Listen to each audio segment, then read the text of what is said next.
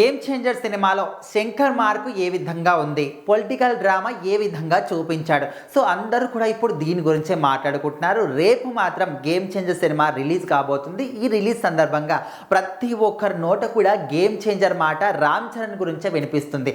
ముఖ్యంగా చూసుకుంటే ఇప్పటి వరకు ఒక హీరో 2 క్యారెక్టర్లు చేయడం చూసాం. అదేవిధంగా చిరంజీవి గారు ముగ్గురు మునగారి సినిమాలో 3 క్యారెక్టర్లు కూడా చేయడం జరిగింది.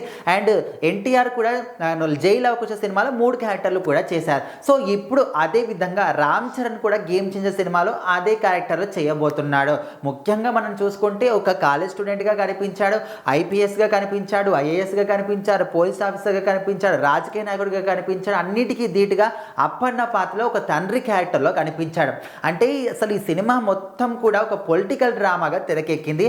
పొలిటికల్ పరంగా ఒక వ్యక్తి ఒక సాధారణ కుటుంబం నుంచి వచ్చి ఒక పార్టీని స్థాపించి అందులో ఎన్ని కష్టాలు పడ్డాడు, ఎన్ని ఆటుపోట్లు ఎదుర్కొన్నాడు, ఎన్ని అవమానాలు ఎదుర్కొన్నారు, అవన్నీ కూడా ఎదుర్కొని ఒక రాజకీయ నాయకుడు స్థాయికి ఎదిగారంటే ఖచ్చితంగా దాని వెనకాల ఎంత కష్టం ఉంటుందో అంతా కూడా చూపించడం. కానీ అదేవిధంగా ఇద్దరు వ్యక్తుల మధ్య అంటే రాజకీయాల్లోని చాలామంది కూడా ప్రతిపక్షం ఉంటుంది, అదేవిధంగా విపక్షాలు చాలామంది కూడా ఒకరికొకరు పడిన సందర్భాలు కూడా ఉండవు. సో ఖచ్చితంగా ఈ పార్టీని ఆ పార్టీ, ఆ పార్టీని ఈ పార్టీ తిట్టుకోవడం కానీ, వాళ్ళ మీద విమర్శలు చేయడం కానీ ఇదంతా కూడా ఉంటుంది. సో ఇవన్నీ కూడా కళ్ళకు కట్టించినట్టు చూపించినట్టు క్లియర్గా కూడా అర్థమవుతుంది. ముఖ్యంగా ఆంధ్రప్రదేశ్ రాష్ట్ర రాజకీయాలు అయితే అసలు ఈ సినిమాలో అద్దం పట్టినట్టు చూపించడం జరుగుతుంది.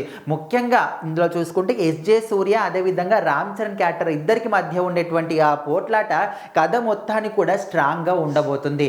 అండ్ అదేవిధంగా అంజలి క్యారెక్టర్ ఫ్లాష్ బ్యాక్లో అప్పన్న అదేవిధంగా అంజలి క్యారెక్టర్ వీరిద్దరు కూడా పార్వతి సో మరి భార్య భర్తలుగా చేశారు. మరి ఫ్లాష్ బ్యాక్లో ఏ విధంగా ఉండబోతుంది, వీళ్ళిద్దరి నటనకు మాత్రం 100కి 300 400 మార్క్స్ ఖచ్చితంగా వేస్తున్నారు. ఎందుకంటే వాళ్ళు అందులో అసలు లీనమైపోయి దానిలో యాక్ట్ చేయడం జరిగింది. చాలా రోజుల తర్వాత అంజలికి మాత్రం ఇది ఒక మంచి హిట్ అని చెప్పుకోవచ్చు. అదేవిధంగా రామ్ చరణ్ చేసిన ప్రతి ఒక్క క్యారెక్టర్ కూడా 100% ఇచ్చాడు. మొత్తానికి ఈ సినిమాలో మాత్రం సాంగ్స్ కావచ్చు, ఫైట్స్ కావచ్చు, చూపించే విధానం కావచ్చు, లొకేషన్స్ కావచ్చు, ప్రతి ఒక్కటి కూడా చాలా అద్భుతంగా చూపించాడు శంకర్. మొత్తానికైతే చాలా రోజుల తర్వాత శంకర్ మార్క్ని మనం 100కి 200% చూడబోతున్నామని ప్రతి ఒక్కరు కూడా అనుకుంటున్నారు.